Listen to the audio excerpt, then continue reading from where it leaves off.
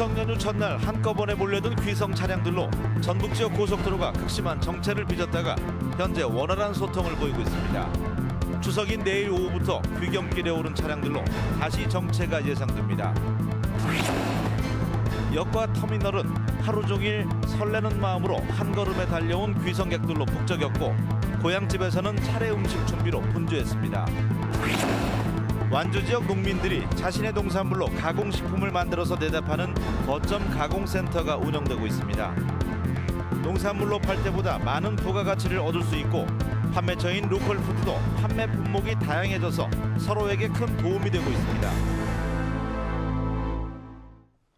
즐거운 추석 연휴 보내고 계십니까? JTBC 8시 뉴스입니다. 추석 연휴 첫날인 오늘 귀성 차량들로 하루 종일 극심한 정체를 빚었던 고속도로가 현재 원활한 소통을 보이고 있습니다. 오늘 낮 동안에 귀성 차량이 한꺼번에 몰리면서 서울에서 전주까지 평소보다 2배가 더 걸리는 5시간이 소요됐습니다. 하지만 밤이 되면서 귀성 차량이 줄어서 호남 고속도로는 서울에서 전주까지 2시간 10분가량이 걸리고 서해안 고속도로는 서서울에서 동군산까지 2시간 40분가량이 소요되고 있습니다. 한국도로공사 전북지사는 내일 낮부터 차량들이 귀경길에 오르면서 다시 정체를 빚을 것으로 내다봤습니다. 연휴 첫날 어떻게 보내고 계시는지요? 역과 터미널은 하루 종일 설레는 마음으로 한 걸음에 달려온 귀성객들로 붐볐습니다. 그리고 고향집에서는 차례 음식 준비로 분주했습니다. 연휴 첫날 표정, 김진영 기자가 전합니다. 기차에서 내린 귀성객들은 고향집으로 발길을 재촉합니다. 손에는 가족들에게 전할 따뜻한 정이 담긴 선물 꾸러미가 한가득입니다. 역까지 마중 나온 할아버지는 7달 만에 보는 손자의 손을 잠시도 놓지 못합니다. 올 초 명절 보내고 7달 만에 다시 보니까 그 명절에 잘 보내고 즐겁게 보내겠습니다. 고향집에 모인 가족들이 차례상에 올릴 음식을 준비하느라 여념이었습니다. 고기 산적에 명태전, 버섯전 등 가족들이 좋아하는 전들이 수북히 쌓여갑니다.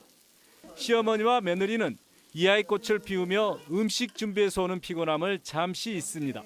추석 명절을 맞이해서 이렇게 어머님하고 형님하고 전부치면서 덕담도 나누고 또 못했던 얘기를 나누니까 너무 재밌고 즐거웠어요. 지글거리는 소리와 고소한 냄새, 전통시장 상인들이 쉴 새 없이 만들어내는 전이 명절 분위기를 한껏 돋굽니다.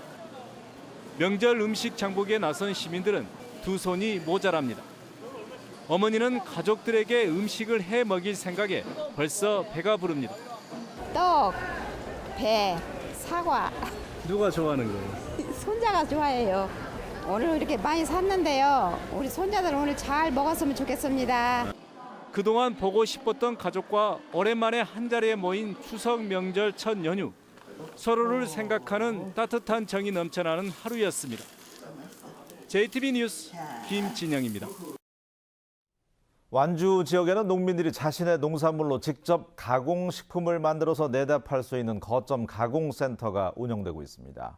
이 농민들은 1차 농산물로 팔 때보다 30-40% 이상 많은 부가가치를 얻을 수 있고 판매처인 로컬푸드는 판매 품목이 다양해져서 서로에게 큰 도움이 되고 있습니다. 이승환 기자가 보도합니다. 봉동에서 생강 농사를 짓는 정영손 씨는 요즘 고산 가공센터에서 편강을 만듭니다. 1차 농산물인 생강값은 폭락했어도 가공식품은 가격이 유지되는 게 장점입니다. 시세가 변동이 심할 때 이 가공을 하면은 쭉 같은 시세를 받잖아요. 그러니까는 좀 이제 믿고 농사질 수가 있죠. 완주군이 고산에 가공센터를 세운 건 2012년. 농민이 자신의 농산물로 가공식품을 만들면 로컬푸드 매장에서 팔아주고 있습니다. 가공식품의 가장 큰 장점은 1차 농산물일 때보다 부가가치가 훨씬 커진다는 겁니다. 아로니아는 생과를 급속 동결시켜서 분말로 만들면 값이 2배가 됩니다.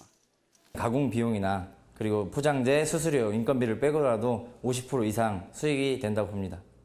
우리밀과 유정란으로 빵을 만드는 협동조합 완주 준맛들에는 7명의 경력단절 여성들이 이곳을 통해 세일을 찾았습니다. 이 빵 먹고 진짜로 그 첨가물이 정말 안 들어있는지 자기는 알러지 반응이 안 일어나서 너무 좋다. 114명의 농민이 생산하는 품목만 340여 가지. 로컬푸드 입장에서도 대형마트에 비해 취약한 가공상품의 구색이 한층 다양해졌습니다. 시설을 이용하면서 제품 개발과 함께 기술도 습득하고 로컬푸드 직매장에서 소비자들은 다양한 가공품을 그 원료 농산물과 함께 구입할 수 있기 때문에 참여농민이 꾸준히 늘면서 2014년 5억 8천만 원가량이던 매출도 올해는 10억 원에 이를 것으로 예상됩니다. 완주군은 고산에 이어 지난해에는 구의에도 가공센터를 설립했습니다. 가공센터가 농가 소득을 살찌우고 로컬푸드를 한층 풍성하게 하는 효자 노릇을 톡톡히 하고 있습니다. JTB 뉴스 이승환입니다. 이번에는 다른 지역 소식 준비했습니다. 충남 홍선군이 논에서 메기를 키워서 성과를 내고 있다고 합니다. 올해 첫 시도한 메기 농업인데요.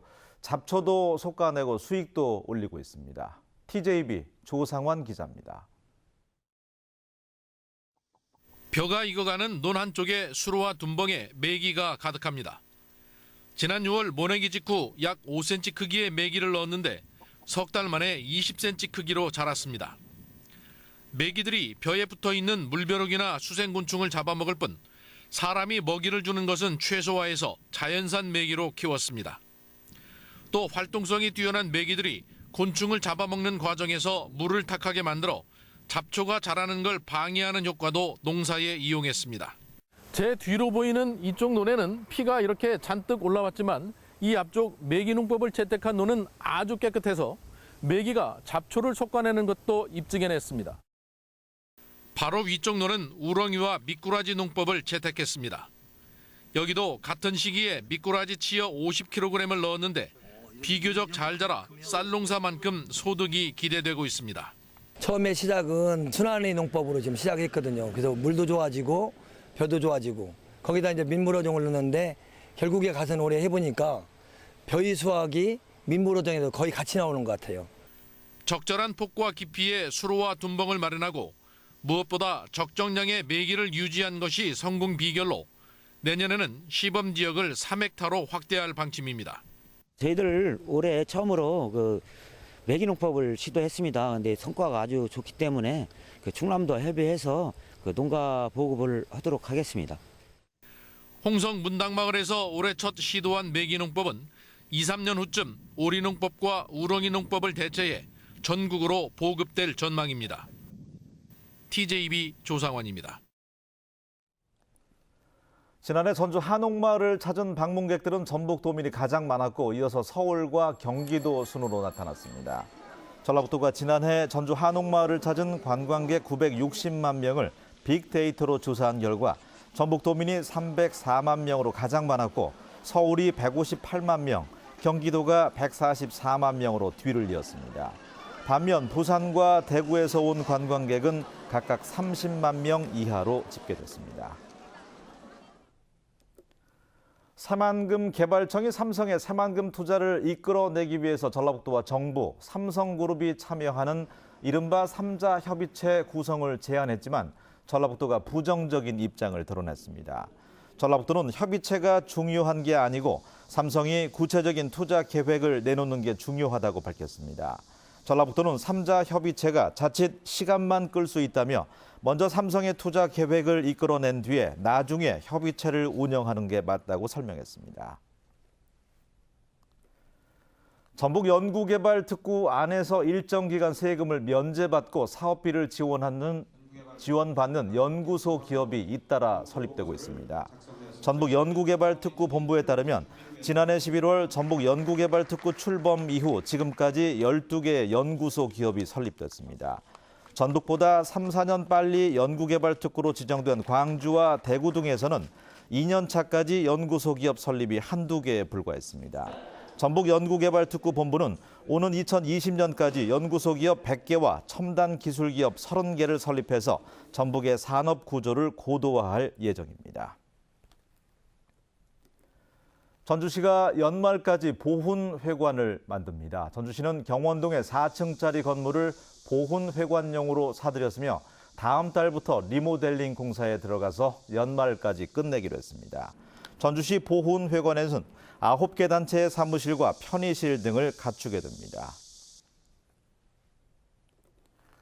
새만금 지방환경청이 전주 완주 혁신도시로 청사를 이전합니다. 새만금 지방환경청은 내년까지 196억 원을 들여서 전주 완주 혁신도시에 지열 냉난방과 빗물 재활용 시스템 등을 갖춘 친환경 청사를 지은 뒤에 이전을 완료할 계획입니다. 1994년 세계과와 27명으로 문을 연 새만금 지방환경청은 현재 2개의 단과 5개 과 73명으로 조직이 확대돼서 새 청사의 필요성이 제기돼 왔습니다. 완주의 관광산업 경쟁력을 강화하기 위해서 일원화된 지원 체계가 구축됩니다. 완주군은 관광산업을 활성화하기 위해서 마을 체험 중심의 농촌 관광과 자연 관광, 휴양림과 관광 명소 중심의 문화 관광 자원을 통합해서 지원키로 하고 삼례예술촌에 관광 마케팅 종합 지원센터를 설치하기로 했습니다. 완주군은 거점 시설이 구축되면 담당자와 전문 인력을 고정 배치해서 지역 내 관광 프로그램을 종합 안내하고 해당 시설과 곧바로 연결해줘 방문객들의 만족도를 높일 계획입니다. 완주 완산경찰서는 추석 연휴 첫날 술자리에서 매제를 살해한 혐의로 처남인 74살 강모 씨를 붙잡아 조사하고 있습니다. 강 씨는 오늘 새벽 2시쯤 자신의 집에서 매제인 75살 이모 씨와 술을 마시다 이 씨를 흉기로 찔러 숨지게 한 혐의를 받고 있습니다. 경찰은 말다툼을 벌이다 강 씨가 흉기를 휘두른 것으로 보고 정확한 사건 경위를 조사하고 있습니다. 날씨입니다. 전북은 오늘 완주의 낮 기온이 30.7도를 기록하는 등 늦더위가 이어졌습니다. 오늘 밤에는 돌풍과 천둥, 번개를 동반한 소나기가 내리는 곳이 있겠습니다. 추석인 내일은 맑다가 점차 흐려지겠습니다. 아침 최저 기온은 16도에서 20도, 낮 최고 기온은 26도에서 29도로 오늘과 비슷하겠습니다. 전주기상지청은 내일 밤에는 대부분 지역에서 구름 사이로 보름달을 볼 수 있을 것으로 내다봤습니다. 또 오는 금요일 오후부터는 비가 내리기 시작해서 토요일까지 이어지겠고 기온은 평년과 비슷할 것으로 전망했습니다.